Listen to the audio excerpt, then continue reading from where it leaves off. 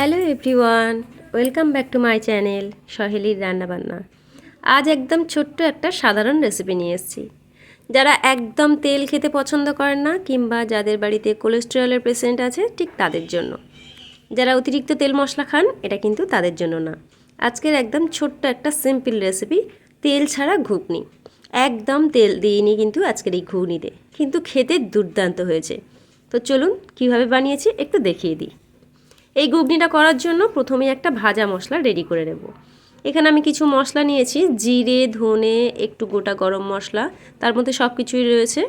আর নিয়েছি একটু তেজপাতা, জয়িত্রী, জায়ফল, স্টার অ্যানিস আর শুকনো লঙ্কা।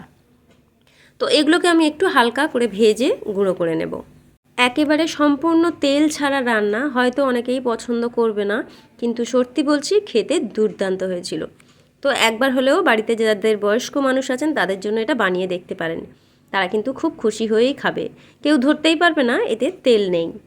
তো দেখুন মশলাগুলোকে কিন্তু বেশ ভালো করে ভেজে নিয়েছি। এবার এটাকে একটু ঠান্ডা করে নেব। আর এদিকে দেখুন মটর আমি রাত্রে ভিজিয়ে দিয়েছিলাম, কুকারের মধ্যে আমি মটরটা দিয়ে দিচ্ছি। আর একেবারেই আজকে কুকারেই রান্নাটা করব, কোনো কড়া ব্যবহার করব না। এবারে এর মধ্যে পরিমাণ মতো জল দিয়ে দিচ্ছি, যেরকম ঝোল লাগবে ঠিক সেরকমই ততটা পরিমাণে জল দিয়ে দিচ্ছি। আর এবারে এর মধ্যে দিয়ে দিচ্ছি একটা বড় সাইজের দুটো আলু চেলা করে দিয়েছি। আমি এখানে একটা আলু বড় সাইজের নিয়েছি বলে 4 চেলা করে দিয়েছি। এর সাথেই দিয়ে দিচ্ছি দুটো টমেটো, একেবারে লাল পাকা পাকা টমেটো দিয়েছি, যাতে তরকারি কালারটাও কিন্তু খুব সুন্দর আসবে। একই সাথে এর মধ্যে দিয়ে দিচ্ছি পরিমাণ মতো লবণ আর পরিমাণ মতো হলুদ, যতটা প্রয়োজন ঠিক ততটাই দিয়ে ভালো করে নাড়িয়ে চাড়িয়ে এটা আমি একটু সিটি ফেলে নেব। আমার মটরটা খুবই ভালো বলে আমি এখানে দুটো সিটি ফেলে নিচ্ছি। এবার মটরের মানে যেমন মটরটা হবে, ভালো খারাপ অনেক রকমের মটর থাকে, তো কোনোটায় অনেকটা বেশি সিটি লাগে, কোনোটায় কম সিটি লাগে। তো আমার মটরটা বেশ একটু ভালো, আমি দুটো সিটি ফেলে দিচ্ছি, বেশি ফেললে আবার এটা একদমই গলে যায়। তো সিদ্ধ হয়ে গেছে, আমি দেখুন একটু ঠান্ডা করে নিয়েছি, টমেটোর খোলাগুলো তুলে ফেলে দিলাম। আর আলুগুলোকে একটু টুকরো টুকরো করে কেটে দিচ্ছি, একেবারে ঘেঁটে দেবো না, তবে একটু ছোটো ছোটো টুকরো করে কেটে দিলাম। আর টমেটোটাকেও একটু বেশ ভালো করে ঘেঁটে দিচ্ছি। এবারে চলুন রান্নাটা চলে যাই। এর মধ্যে দিয়ে দিচ্ছি 1 চামচ আদা বাটা। না ভাববেন না এটা আদা বাটাটা এইভাবে দিলে কোনো কাঁচা গন্ধ থাকবে, কোনো গন্ধ থাকবে না। দিয়ে দিচ্ছি ওই যে ভাজা মশলা, ওই ভাজা মশলা 2 চামচ পরিমাণ দিচ্ছি। এই ভাজা মশলার জন্যই তরকারিটা একদম অসাধারণ খেতে হবে। ভাজা মশলাটা দেওয়ার পর এবার আমি তো লবণ আর হলুদ তো আগেই দিয়ে দিয়েছি।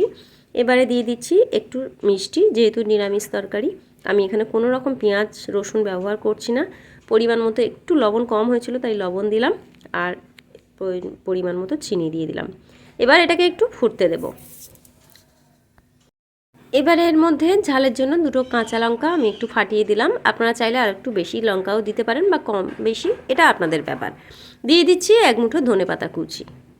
এবারে এটাকে আরও একটু ফুটিয়ে ঘন করে নেব, কারণ তরকারিটা একটু ঘন হলে তবেই খেতে ভালো লাগবে।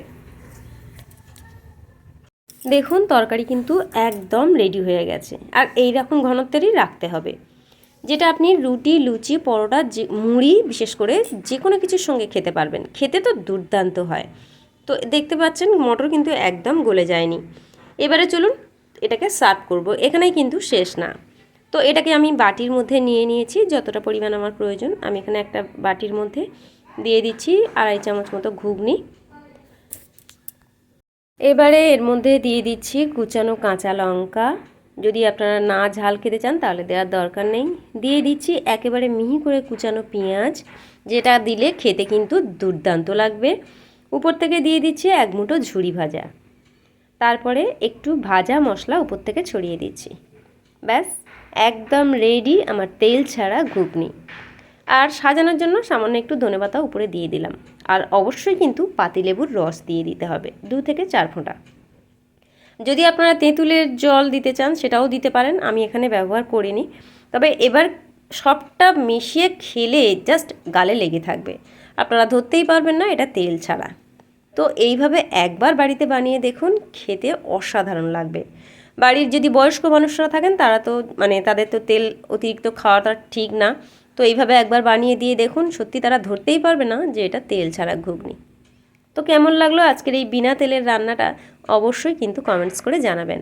ভিডিওটা ভালো লাগলে প্লিজ একটু শেয়ার করবেন, আর পাশে থাকার অনুরোধ রইল। যারা এখনও আমার এই ছোট্ট চ্যানেলটিকে সাবস্ক্রাইব করেননি তাদের কাছে অনুরোধ রইল সাবস্ক্রাইব করে আমার পাশে থাকার।